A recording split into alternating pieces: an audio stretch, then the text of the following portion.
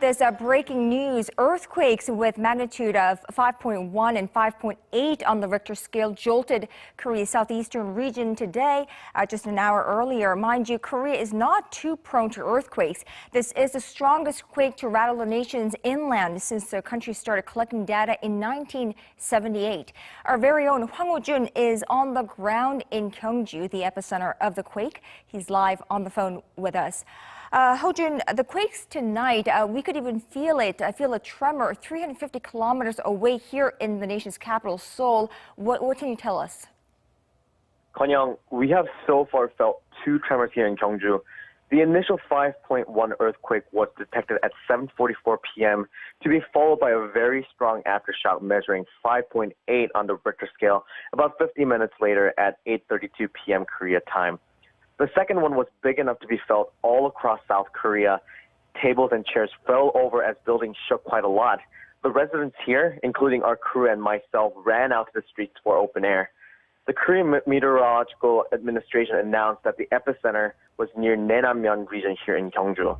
North Korea likes to present itself as a fully functioning workers' paradise. This week, however, severe flooding in the nation's northeastern region has led to a rare admission that all is not well. A report published Sunday by the Korean Central News Agency, that's North Korea's official state media, details the aftermath of the heaviest downpour the country has suffered since 1945, with tens of thousands of buildings destroyed and people left homeless and suffering from great hardship.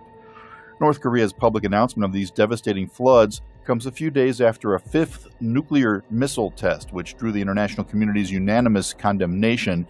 The United Nations Security Council is planning sanctions on the nation. 2 American B-1B bombers have flown over South Korea as a warning to the neighboring Democratic People's Republic of Korea.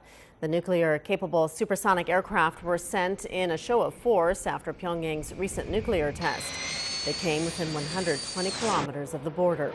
The move was also aimed at easing public anxiety in South Korea. Earlier, our correspondent Shane Hom in Seoul told us the flyover was a symbolic move to warn the DPRK leadership after its latest nuclear test. Philippine President Rodrigo Duterte says all American special forces have to get out of the southern Philippines. The forces have been advising local troops battling Muslim extremists. Duterte blamed the insurgency on the Philippines' alignment with the West. Duterte's order comes a week after he called U.S. President Barack Obama a son of whore.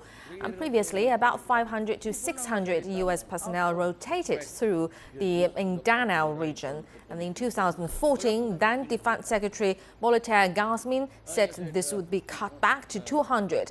And Duterte did not specify when or how many Americans would be expelled. He showed photographs and cited accounts of how U.S. troops killed Muslims during America's occupation of the country in the early 1900s. The top story for this half hour, the Syrian army says that its forces have shot down 2 Israeli aircraft over the Golan Heights. The Syrian air defense shot down an Israeli warplane in southwest of the town of Gonaitra in the early hours of Tuesday after it pounded military's positions in the area. An Israeli reconnaissance drone was also hit later in the west of the town of Sasa.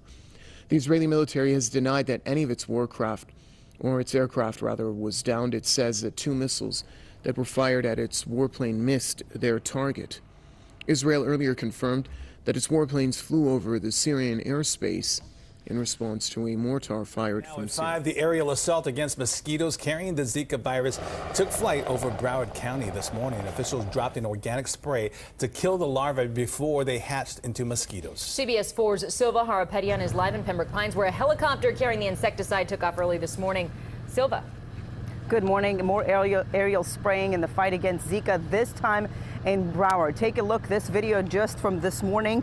A helicopter flew over several Broward County cities using an organic spray to kill the mosquito larvae before they become adults. Now, the spraying started about 1 o'clock this morning and dropped over Hallandale Beach, Pembroke Pines, Hollywood, unincorporated Central Broward, Tamarack, and Margate. Congresswoman Ileana Ros-Lathan said Sunday that she believes this is the week U.S. lawmakers will pass Zika funding. Venezuela's embattled President Nicolas Maduro made a bad joke on Sunday, referring to what is called the Maduro diet, or weight loss due to food shortages. In response to hecklers, Maduro said, "The Maduro diet, that's the one that makes you tough. You won't even need Viagra now." His remarks were ripped apart the next day by newspapers who pointed out that several children have died from malnourishment due to the shortages. Bloggers joined the fray with government critic Francisco Toro saying Nicolas Maduro thinks it's hilarious that people are going hungry due to his incompetence. For most people in Venezuela's capital today, waiting in line for food and medicine has become almost a full-time occupation. Despite living in an oil-rich country, they face shortages of basic items, triple-digit inflation, and spiraling crime rates.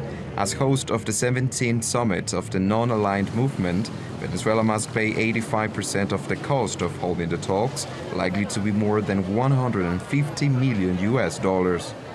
The host country has to invest a lot of money, and it's not fair with the Venezuelan people.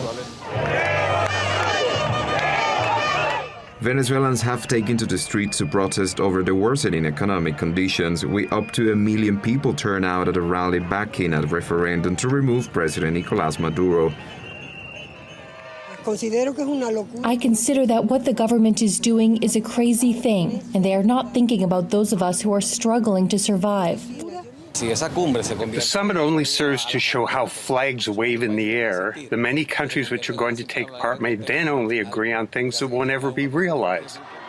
Supporters hope this summit will be an opportunity for Venezuela to show its strength in a big international arena. Stoltenberg's family and loved ones say she was a brave, beautiful, and brilliant human being. But after the college student contracted a brain-eating amoeba while swimming on vacation in Maryland, everything changed. Stoltenberg's family says she started complaining of a headache and sensitivity to light a few days after she returned home to upstate New York. The doctors at the hospital told them it was simply dehydration, but Stoltenberg's sister says she thought it was something much worse. She told People she was discharged from the hospital and she came home to take a nap.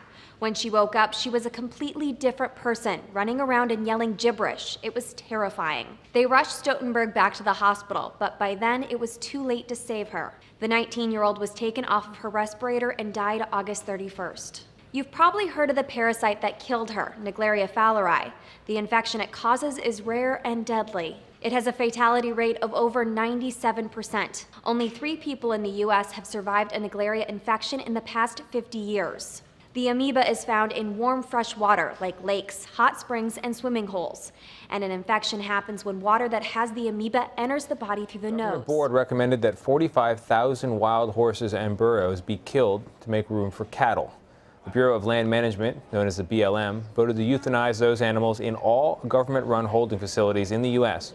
Exactly when the horses would be killed, that's not been decided yet. But animal rights advocates are outraged by the decision.